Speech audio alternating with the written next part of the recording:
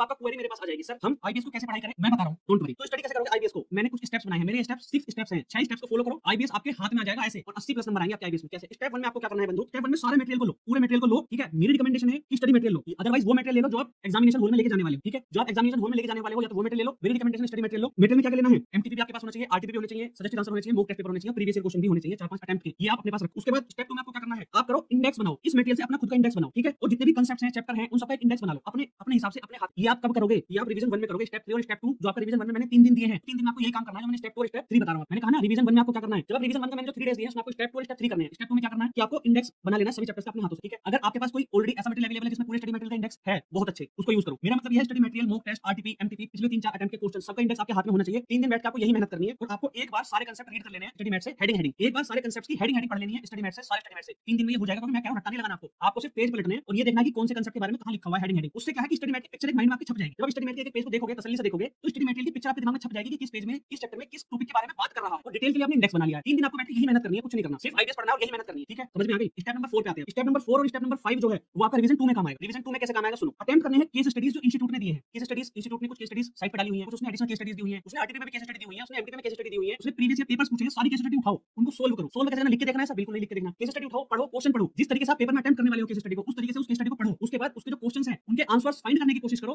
Study material जो आप paper में यूज करने वाले हो। सर अगर हम आरटीपी की केस स्टडी कर रहे हैं तो आरटीपी का यूज कर सकते हैं? बिल्कुल नहीं। अगर आप आरटीपी की केस स्टडी यूज कर रहे हो मेरे भाई, तो ये बताओ आरटीपी में तो जो केस स्टडी है उसके साथ आंसर दे रखे हैं, तो वही कहीं थोड़ी ढूंढोगे, नहीं ढूंढना। क्वेश्चंस लेके आपको क्वेश्चन के साथ आंसर गिवन है वो नहीं टिक करने, आपको उन क्वेश्चन का आंसर अपने जो स्टडी मटेरियल लेके जाने वाले हो, जो इंडेक्स आपने बनाया है, उसके थ्रू खोजने का प्रयास करो कि वो आंसर्स कहां लिखे हुए हैं। ये आपको प्रैक्टिस करनी है। जब आपको आंसर मिल जाए उस केस स्टडी के उस क्वेश्चन पे टिक लगा दो, उस केस स्टडी के उस क्वेश्चन पे टिक लगा दो कि ये हो गया, ठीक है? आपको लिख के नहीं देखना, बस आपको ढूंढना है। ये काम आपको करना है स्टेप नंबर 4 में। स्टेप नंबर 5 कुछ नहीं है, 4 के साथ ये मैं बता दिया क्या कि आपको जो आंसर्स हैं वो जहां से आप क्वेश्चन पढ़ रहे हो वहां आंसर गिवन होगा, वो नहीं देखना। आपको उस क्वेश्चन का आंसर स्टडी मटेरियल में देखना है, इंडेक्स का यूज करके कि भाई इंडेक्स में ये वाला क्वेश्चन हमने यहां लिखा हुआ है, इस तरीके से टॉपिक यहां पर है, तो स्टडी मैट पलटो, पेज पलटो, देखो कहां पे लिखा हुआ है। ये आपको करना है। Step number 5 revision. कौन सा रिवीजन मैंने बताया है? रिवीजन 2। मेरी बात समझ में आ गई? रिवीजन 2 के टाइम पे आपको ये करना है, क्योंकि जब आपने पहला रिवीजन करा 3 दिन में आपने क्या बना लिया? इंडेक्स बना लिया। 3 दिन के अंदर पूरे इंडेक्स आपके पास रेडी है। आपने एक बार पेज पलट के देख लिया कि कौन सा टॉपिक कहां लिखा हुआ है। मैं जरूर मानता हूं आपको याद नहीं होगा कुछ भी, लेकिन पिक्चर कुछ जब पिक्चर आपके माइंड में आ जाएगी, जब आप क्वेश्चन पढ़ोगे तो आपको याद आएगा कि यार ये इस सब्जेक्ट के इस चैप्टर से रिलेटेड है। अगर आप यहां तक पहुंच जा रहे हो केस स्टडी देख के, बहुत है। फिर जब आप स्टेप 3 और स्टेप 4 और स्टेप 5 में प्रैक्टिस करोगे क्वेश्चंस की, तो वहां से जो आपने इंडेक्स मटेरियल बनाया है वो आपको अच्छे से याद हो जाएगा और आपकी प्रैक्टिस में आ जाएंगी। और जब स्टेप 6 की तरफ आप जाओगे, उसमें क्या करना है? रिपीट करना है स्टेप 4 और स्टेप 5 को कम से कम 2 बार और, जो आपको रिवीजन 3 और रिवीजन 4 में करना। अगले जो 2 रिवीजन है, जो मैंने 2-2 दिन का टाइम दिया है, उसमें आपको सिर्फ यही स्टेप 4 और स्टेप 5 को क्या करना है? क्या करना है? रिपीट करना है। मतलब केस स्टडी इंस्टीट्यूट की जो आपने ऑलरेडी सोल्व करी है, एमटीपी की, आरटीपी की, प्रीवियस क्वेश्चंस की, जो स्टडी मेट में दी हुई है वो वाली एडिशनल केस स्टडी दी हुई है, सबको आप सोल्व करोगे। एक बार फिर से सोल्व करोगे तो एक बार फिर से आपकी नजरों के सामने स्टडी मेट निकल जाएंगे सारे के सारे। और जब आप चौथी रिवीजन की तरफ जाओगे, वहां भी 2 दिन एलोकेट करें, वहां पर भी आपको यही करना है। इससे